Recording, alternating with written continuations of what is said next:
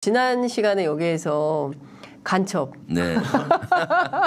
네. 예, 있다. 네. 안보실에 네.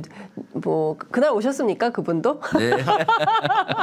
이 자리에 있다고 의원님께서 특정 인물을 지명하는 거는 좀 그렇지만은 네. 일단은 제가 누누이 그때 지금까지 주장해 왔던 게 있잖아요. 예. 안보실의 안보 회의 상태가 크다. 네. 그중에 안보실 1차장 같은 경우는 안보 그 군사 기밀 누설로 대법원에서 유죄 판결까지 그렇죠. 받았다. 예, 예. 물론 윤 대통령이 봐주기식으로 사면을 했어요. 예. 뭐 대법원 판결 이후에 얼마 있다가 예. 그리고 또 서해 공무원 피격 사건 때도 SI 비치 인가증도 없으면서 네, 예. 특수정보에 대한 비치 인가증이 예. 없으면서 그거 SI 측 관련된 보고를 받아서 보안을 위배됐다 조사하라고 하고 했는데 그때 김대기 비서실장이 말을 듣지 않았어요. 네, 그러니까 예를 들어서 안보실의 가장 핵심 중에 핵심 안보실은 또 보안의 가장 핵심적인 그렇습니다. 기구잖아요. 예, 그런데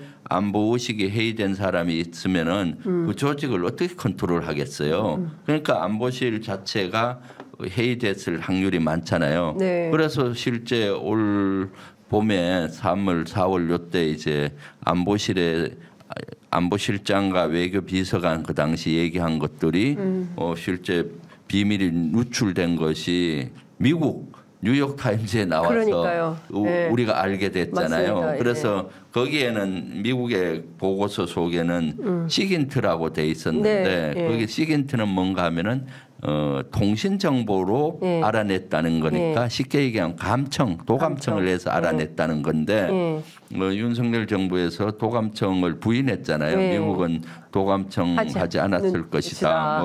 그러게 이렇게 부인을 하다 했는데 우리 그 시민단체 300여 분이 고발을 했어요. 네, 예. 뭘 고발을 했느냐? 우리나라 대통령실이 도감청 했으면은 도감청한 대상자인 미국 대사관이나 또는 미국 정보기관 또는 미국 부대 중에서도 정보를 감청하는 부대 있거든요. 네네. 정보부대. 예. 그런 지휘관들을 고발을 한 겁니다. 그래서 용산 경찰서에서 이걸 수사를 한 거예요. 용산 경찰서 그것도 대통령실 가까이 있는. 예. 그래서 검찰에 불송치를 했는데 불송치 이유문을 보면은 시긴트가 아니라 대통령실 입장은 시긴트가 아니라 휴민트에 의한 것으로 보인다라는 입장이에요. 그럼 시긴트는 도감청이 아니라 휴민트는 휴먼 인텔리전스의 준말이에요.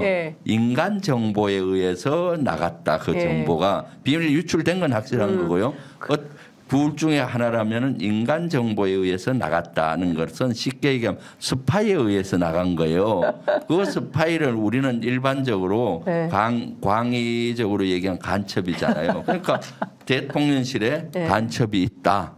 간첩 색출 작전을 하라라고 제가 아주 혼을 내줬죠. 그런데 대통령실의 답변은 너무 어이없었어요. 뭐라고 얘기했던가요? 자기들은 그런 입장 거기 분명히 불송치문에 보면은 대통령실 입장이라고 나와 있는데 자기들은 입장을 낸 적이 없다. 모르겠다. 그런 거예요. 그러면 뭡니까? 그 수사가 가짜라는 거예요. 아니에요. 이게 말이 언론 보고 했다 이런 식으로 말이 안 되는 얘기들로 하는 거죠. 그러니까 이것도 결국은 꼬리 자르기로 가지 않겠느냐. 아마 용산 경찰서만 혼을 내겠어. 왜 그런 불송치문을 해서 보냈냐. 이렇게 분란을 만드느냐. 그런 거였죠. 그래서 제가 용산 그 불송치문을 근거를 가지고 팩트를 가지고 질의를 하고 했더니 이제 발칵 뒤집힌 거죠. 대통령실에 간첩 있으니까 색출 작전 해라. 했더니 발칵 뒤집혀서 국민의힘 의원도 저를 공격하고 대통령실도 공격하고 그랬던 것인데 저는 빨리 그 색출을 해야 된다고 봅니다. 그리고 빨리 색출을 해야 된다. 그래서 정보 보안을 그러니까 지금 사실은 대통령실이 보안이 철저해야 되는데 지금도 미국으로부터 그러한 정보가 줄줄 샌다고 보여지죠. 그런 것들이 제대로 조치를 안 했으면은 도감청에 대한 조치도 안 했고 휴민트에 대해서도 누가 처벌받았다 이런 얘기 없잖아요. 그렇죠. 그렇다면은 그런 정보들이 지금도 새 나갈 확률이 많잖아요. 네. 그러니까 우리가 합리적인 추론을 하면 우리가 미국에 계속 끌려가지 않습니까? 일본에 끌려가고. 그렇습니다. 그러니까 그런 것들이 안보 공백이고 안보 참사라고 볼 수가 있는데 제일 중요한 것은 소 잃고 외양간을 고쳐야 되는데 소 잃고 외양간도 안 고치니까 더 큰 문제예요. 그렇게 가르쳐주면은 아이고 검토해서 조사하고 조치하겠다, 보완하겠다 해야 정상인데 아니다라고 발뺌만 하니까 소 잃고 외양간도 안 고치니까 더 걱정이죠. 그러니까요. 지금 말씀 주신 거 보니까 진짜 이게 나라 꼴이 이게 큰일 났습니다라는 생각이 좀 듭니다. 웃으면서 얘기하지만 이게 절대 웃을 일이 아닙니다. 이게 나라가 이 정보가 실시간으로 휴민트라고 멋있게 포장하지만 결국에는 우리나라에 있는 주요 안보 관련된 정보가 새나가고 있다 이렇게 볼 수밖에 없는 거 아닙니까? 네, 그렇죠. 휴민트 그냥 뭐 듣기 좋으라고 간첩 이런 용어를 안 쓰고 우리 입장에서 우리가 예를 들어서 중국이나 북한이나 뭐 어떤 정보를 빼낸다 할 때 휴민트에 의해서 빼낸다 미국 용어를 많이 써요 군에서는 그 휴민트는 쉽게 얘기하면 스파이고 조금 더 가하게 얘기하면은 간첩이라고 볼 수가 있는 거죠. 방위적으로 보면은 스파이고 간첩이고 그다음에 우리 손자병법 전문가시니까 손자병법에 따르면 세간이라고 그러고 내간 우리 고구려 시대 때는 세간이라고 그래요. 2500년 전에 간첩의 유형을 손자는 5가지로 했어요. 그 중에 그 한 유형이 적국의 핵심 관료, 장관이나 강요를 포섭을 해서 정보를 빼내잖아요. 그 관료가 내간이라는 거예요. 지금도 사실은 세계 곳곳에서 그런 활동을 하려고 많이 하고 있죠. 그래서 이번이 만약에 그와 같은 형태 이것이 사실이라면은 휴민트라고 했으니 그 내간의 형태로 보여지는 거죠. 이미 2,500년 전부터 그런 스파이 활동, 간첩 활동 이런 것들의 중요성을 얘기한 것이고 만약에 우리나라에 그러기 있으면 큰 손해인 거고 우리가 적국에 그런 사람을 심어놨으면 우리가 정보를 쉽게 빼내니까 그러고요. 요새 또 스파이 활동들이 강범위해졌어요. 산업 스파이가 더 활개를 치고 있고 왜냐하면 반도체 정보라든가 방산 기술의 정보를 다른 나라에 빼돌리는 이런 활동들이 많잖아요. 그래서 저도 국회의원이 돼서 이런 것들을 규제하는 법도 많이 발의를 해서 통과가 됐어요. 그 말씀 나온 길에 그것도 여쭤볼게요. 지금 한미 안보 협의회 SCM 방금 뭐 보도 나온 거 보니까 신원식 장관하고 오스틴 미국 국방장관이 국방청사에서 한미 안보협의회에서 맞춤형 전략 억제 개정안에 서명을 했다. 맞춤형 전략 억제 개정안은 어떤 내용인가요? 이거 뭐 어떻게 이번 한미 안보협의회에서 주목해서 봐야 되는 포인트는 어떤 거고 이걸 어떻게 봐야 되는지 좀 여쭤볼게요. 네. 그 SCM은 1년에 한 번씩 열립니다. SCM이 그 한미 연례 안보 협의체거든요. 그래서 우리가 왜 SCM을 하는가부터 보면은 우리가 한미 연합 체계로 돼 있지 않습니까? 전쟁이 나면은 예를 들어서 양계 장관이 협의를 해서 지침을 내리고 그다음 미국과 한국의 합참의장이 연합사로 지시를 내리는 거거든요. 작전이 그런 연례 안보 협의체가 매년 움직여지고요. 전시가 좀 더 활발하겠죠. 여기에서 이제 오늘 SCM이 열리는 날이에요. 사실 언론에서 주목이 안 되고 있는데 한미 간의 굵직굵직한 한미 현안들이 논의가 되리라고 보여. 그 중에 아마 맞춤형 억제 전략을 개정했다라고 하는데 억제 전략 중에 확장 억제 전략을 우리 쓰고 있잖아요. 북한의 핵미사일에 대응해서 한미 같이 속적으로 해왔던 거는 확장 억제 정책이고 그것을 조금 더 구체화했던 것이 한국형의 맞춤형 확장 억제 정책을 써왔어요. 그것은 이제 뭐 북한의 핵미사일에 대응한 정보 교류라든가 여러 가지를 써왔었는데 그것을 좀 개정한 걸로 보이는데 아직 개정 내용이 뭔지는 좀 더 확인을 해봐야 되는데 아마 유축컨대 지난번에 워싱턴 가서 워싱턴 선언했었잖아요. 그래서 그것을 좀 더 구체화해서 개정을 했으면은 괜찮은데 거기에 일본이 들어가면은 맞춤형 억제 전략은 한국과 미국이 북한 핵미사일에 대응하는 맞춤형 억제 전략인데 만약에 거기에 일본을 또 포함을 하면은 이것은 큰 문제고 한미 간에 그것을 맞춤형을 좀 더 구체화했다면은 그것은 긍정적이지만은 제가 우려하는 지점은 거기에 일본이 포함이 됐다면은 그건 큰 문제라고 보여져요. 개정했다고 하니까 그것은 한번 제가 지금 막 오늘 오전에 SCM하고 막 발표가 나오기 때문에 오후에 방송 끝나면 좀 확인해봐야 되겠네요. 일본이 들어가는 건 안 되는 거 아닌가요? 우리는 일본하고 동맹 관계도 아닌데요. 그렇죠. 일본을 굳이 열 필요는 없는데 자꾸 일본을 포함을 해야 된다라고 미국은 주장을 했고 일본도 주장하겠죠. 그러니까 북한의 핵미사일 대응은 지금 현 윤석열 정부에서도 한미일이 같이 해야 된다는 생각을 갖기 때문에 맞춤형, 그 맞춤형은 한미의 맞춤형인데 개정했다라는 의미로 봤을 땐 일본이 들어가지 않았나 추정을 일본까지 맞춤형으로 세트로 이렇게 했을 가능 일본까지 맞춰서 그래서 그것이 좀 우려되는 지점인데 그것은 확인을 해보고 다음 편의점 할 때 말씀하겠습니다. 이번에 이제 한미 SCM이기 때문에 일본과 하는 거는 또 별도의 트랙으로 만약에 진행이 된다면은 한미 SCM에서는 한미 간에 할 일만 정하지 않을까 그런 생각도 해보는데요. 근데 지난번에 캠프 데이비드에서 했던 것들이 사실은 지금까지는 이제 미일 동맹이 있었고 한미 동맹이 있지 않습니까? 근데 한미일 3자를 지금 묶었잖아요. 근데 이거에 대해서 뭐 유사 동맹이다, 준 동맹이다 이렇게 말을 하는데 저는 진화된 동맹이라고 생각합니다. 3자가 진화된 동맹 관계를 지금 구축하고 있습니다. 이미 일본하고요.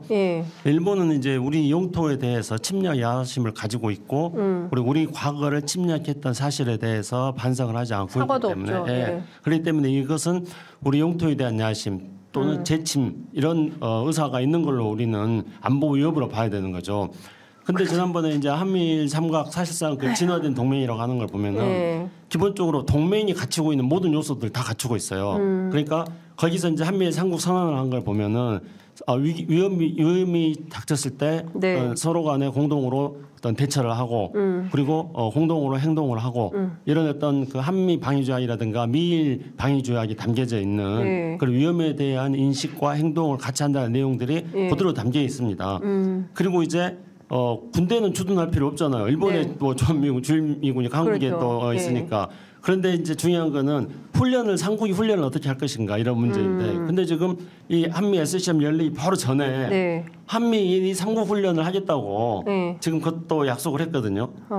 물론 이제 이거 캠프 데이비드 선언에서 한미일 삼국 그 군사훈련 같은 것들을 계속 이야기했지만은 지금 이제 한미일 삼국이 정보교류하고 그리고 앞으로 그 캠프 데이비드 선언에 따른 군사훈련 어떻게 나갈 것인지에 대해서도 지금 계속 논의를 하고 있는 겁니다. 한미 SCM 하기 전에 이미 삼국이 그 논의를 다 한 거예요. 한미일이. 그렇기 때문에 이제 SCM 말고 새로운 협의체를 또 만들 수도 있겠네요. 안보협의회에 관련해서. 새로운 협의체는 이미 만들어진 거죠. 그러니까 그동안에는 한미 동맹에서는 이렇게 장관급 SCM을 이제 하는 거잖아요. 그런데 캠프 데이비드 선언에 따르면 대통령이 주재가 돼가지고 한미일 삼국 정상회의를 계속 하기로 했어요. 그러니까 한미 동맹이나 미일 동맹이 국방장관급에서 서로 정례적인 회의를 하는 걸 한다면은 지금 캠프 데이비드에 따르면은 한미일 삼국 정상으로 급을 올려가지고 한미일 삼국의 진화된 동맹 관계를 지금 강화시켜 나가려는 거다 그렇게 보여집니다. 그러니까 지금 그 댓글 주시는 분들이 맘달달님께서 지겹다. 국익을 위한 것이 아닌 이 정부의 꼰돌인 것 같다. 이런 말씀 주시고 유나연님께서 김병주 의원님 용해인 의원님 이따 나오십니다. 화이팅입니다 하셨고요. 무명님께서 어차피 책임 아무도 안 짐. 뭐 이렇게 뭐 차별은 없다님 피난처가 해외 순방 이렇게 의견들 주고 계시는데요. SCM 관련 뉴스를 제가 잠깐 보니까 그 한미 간의 확장 억제 정책을 좀 더 구체화한 것 같이 나오고요. 그래서 일본은 뭐 논의가 안 된 것 같긴 한데 이것은 국방위에서 한번 따져볼 예정입니다. 그리고 네. 제가 우려했던 것은 얼마 전 뉴스 SCM에서 9.19 군사합의 효력 정지에 대해서 미국과 공감대를 갖도록 뭐 하겠다라고 네. 했는데 미국을 설득을 시켜서 그렇게 하려고 한다는 그 뉴스가 있어서 우려했는데 지금 여기 발표문들 이래 쭉 언론 보니까 아직 그런 내용은 없는 것 같아요. 그래서 9.19 군사 합의 아마 미국이 유예하는 걸 효력 정지하는 거를 쉽게 승인하기가 어려울 겁니다. 예. 그러니까 그것이 빠졌다면은 다행이고요. 예. 만약에 9.19 군사 합의 효력 정지를 미국이 인정하고 양해했다 그러면은 그것은 또 큰 문제 중에 하나죠. 그래서 이것은 국방위가 열리면은 네. 좀 알아보려고 하고 내일 모레 또 합참의장 새로 내정된 합참의장 청문회가 있기 때문에 이런 내용을 좀 살펴보겠습니다. 네, 9.19 군사합의를 9.19 군사합의가 있기 때문에 서로 남북 간의 충돌이나 이런 게 잦아드는 핵심 원인 이유가 되는 거 아닌가요? 근데 이걸 없애면 계속 충돌하겠다는 건지 우리가 나서서 이거를 또 깨야 된다고 말하는 게 과연 국익에 맞는 건지 국익에 배척되는 건지 참 이해할 수가 국익에 배척되죠. 사실은 없애는 것은. 네. 9.19군 지금 국민의힘이나 윤석열 정부 신원식 장관의 주장은 북한이 9.19 군사합의를 위반을 많이 하니까 이것을 효력 정지하고 깨야 된다라고 하는데 그것은 논리가 안 맞죠. 왜냐하면은 우리가 교통에 대한 교통법이 있잖아요. 네. 교통신호 위반하는 사람 많으니까 교통법 없애야 된다. 또 무슨 범죄가 많이 생기면 그 법을 없애야 되나요? 그리고 북한과의 관계도 마찬가지입니다. 정전협정이 53년도에 체결됐잖아요. 네. 올해가 사실은 정전협정 70주년인데 북한은 수도 없이 정전협정을 깼어요. 깨고 도발을 했잖아요. 그럼 정전협정을 없애야 되나요? 그렇잖아요. 그렇죠. 그러니까 그런 논리는 말이 안 되는 거고요. 또 자꾸 뭐 우리 군사 정찰하는데 북한을 보는데 제한이 많다라고 하는데 그것은 우리만 보는 거 봐서는 안 되고 항상 지피지기 적과 나를 같이 봐야 되잖아요. 네. 우리도 제한되지만 북한은 훨씬 더 많이 제한을 둬서 북한을 까막눈으로 만들게 되기 때문에 우리는 조금 불편한데 북한은 훨씬 더 불편한 거거든요. 네. 그렇기 때문에 북한을 같이 봐야 돼요. 이것은 전쟁이나 전쟁을 준비한다든가 군사력을 건설할 때는 항상 상대 국가와 비교해야 되잖아요. 네. 항상 상대평가입니다. 근데 지금 국민의힘이나 그 신원식 장관 주장은 절대평가로 하는 거예요. 나한테 불편하고 나한테 그러니까 이쪽은 전혀 고려 대상이 없이 하니까 그러면은 군사학에서 나만 알고 저걸 모르면은 싸움할 때마다 질 확률이 많죠. 그래서 항상 우리와 북한을 비교해야 되는 것이고 비행금지 구역 이런 것도 제가 몇 번 얘기했지만은 제가 한미연합사 부사령관 당시에 9.19 군사합의 체결됐어요. 그때 미군들은 되게 객관적이잖아요. 냉철하고 그때 미군들과 여기에 대해서 검토를 수없이 했었어요. 미국 사령관은 세 가지 직함이 있고 세 개 사령부잖아요. 한미연합사령부 사령관, 주한미군 사령부 사령관, 유엔 사령부 사령관 세 개의 임무가 다 달라요. 유엔 사령관으로서 유엔사는 초기부터 9.19 군사합의를 적극 찬성했어요. 왜냐하면은 유엔사는 목적이 뭡니까? 정전 관리를 하거든요. GOP 지역 그 비무장지를 관리해서 서로 충돌이 일어나면은 일어나지 않게 하는 것이 유엔사의 임무 중에 하나예요. 그러니까 9.19 군사합의가 이루어지면은 상호 충돌이 일어날 확률이 현저히 주니까 그리고 정전 관리 시스템에서 문제가 훨씬 없고 평화가 지속되니까 유엔 사령관은 처음부터 찬성을 한 것이고 주한미군 사령부는 군정권을 주로 행사해요. 훈령이 아니라 작전이 아니라 그러니까 교육 훈련을 주로 담당해요. 그래서 교육 훈련에 지장이 되느냐를 봤을 때 그때 두 개 훈련장이 문제가 약간 됐어요. 그래서 대신 전방에 있는 스토리 사격장 이런 사격장에 문제가 되니 그것은 다른 사격장으로 옮겨주겠다. 그다음 비행 훈련하는데 일부 제한되는 지역이 있어서 그걸 좀 조정해줘서 문제가 없어서 주한미군 사령관 입장에서도 찬성을 한 것이고요. 가장 많이 분석했던 데가 연합사입니다. 연합사령관은 전쟁 때 책임을 지잖아요. 그래서 전쟁을 수행하는데 전쟁을 억제하고 전쟁 수행하는데 문제가 되면 안 되니까 전체적으로 검토했을 때 약간의 제한은 있지만 큰 문제가 없다. 그렇지만 북한에게는 치명적이다. 그래서 연합사령관도 동의를 했던 겁니다. 그래서 이것을 그때 국방부 국정감사 때 제가 연합사 부사령관으로서 정인 참고인으로 나가서 이런 얘기를 자세히 했어요. 그래서 국회가 설득했습니까? 근데 설득했죠 그때. 그때도 그 당시 지금의 국민의힘 그 당시는 무슨 당이었더라?